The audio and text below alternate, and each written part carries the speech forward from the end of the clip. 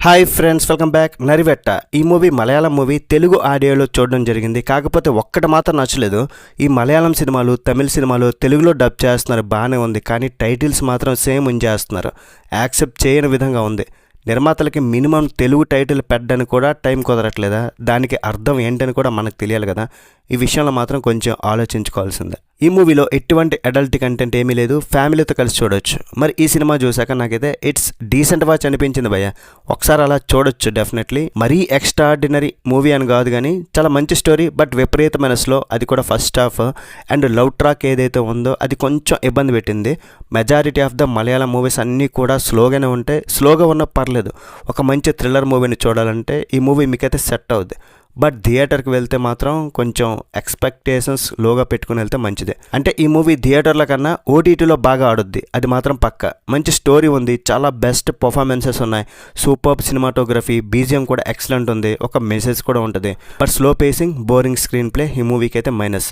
బేసిక్గా ప్లాట్ ఏంటంటే, ప్రేమించిన అమ్మాయి కోసం ఇష్టం లేని పోలీస్ కానిస్టేబుల్ ఉద్యోగంలో జాయిన్ అవుతారు మన టొవినో థామస్ గారు, మన హీరో. అయితే వైనాడ్ ప్లేస్లో ట్రైబల్స్ ఫారెస్ట్లో భూమిని కబ్జా చేశారని అక్కడ గుడిసెలు వేసుకుని జీవిస్తున్న వాళ్ళను అక్కడ నుండి ఖాళీ చేయించేందుకు ఈ పోలీస్ బెటాలియన్ అక్కడికి వెళ్ళిన హీరోకి ఎలాంటి సీక్రెట్స్ తెలిసే అసలు అక్కడ ఏం జరుగుతుంది అనేది మూవీలో చూడాల్సిందే. ఇది ఒక మంచి సిన్సియర్ హానెస్ట్ అటెంప్ట్. మీకు ట్రైలర్ చూస్తేనే ఈజీగా అర్థమైపోద్ది. గిరిజనాలకు ఫారెస్ట్లో అంటే ఆదివాసులకి సేఫ్టీ లేదు, సెక్యూరిటీ లేదు, వాళ్ళకి పోలీసులకి ఎలాంటి గొడవలు జరిగాయి అనే పాయింట్ని బాగానే చూపించారు.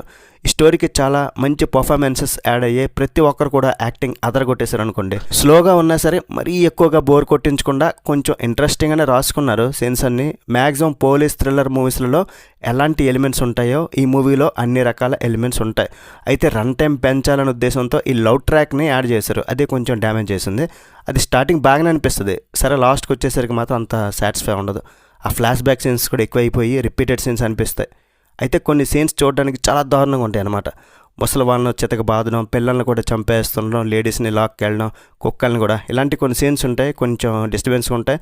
వైలెన్స్ ఉన్నా సరే మనల్ని కొంచెం ఆలోచింపజేసేలా కూడా చేస్తాయి. టొవినో థామస్ గారు సేమ్ అతను మ్యాక్సిమం తన పర్ఫార్మెన్స్తో గట్టెక్కించేస్తాను అనుకోండి. ప్రీ క్లైమాక్స్ నుండి క్లైమాక్స్ వరకు మనల్ని సాటిస్ఫై చేసిన సరే కొంచెం క్లైమాక్స్ స్ట్రాంగ్గా ఉంటే ఈ మూవీ అయితే మస్తు అనిపించేది. ఇంకా ఓవరాల్ ఈ సినిమాకి నేను ఇచ్చే రేటింగ్ ఏంటంటే 3/5. That's it guys. వీలైతే ఒక like, share, subscribe. Next video మళ్ళీ కలుద్దాం. బై బాయ్ అండ్ జై.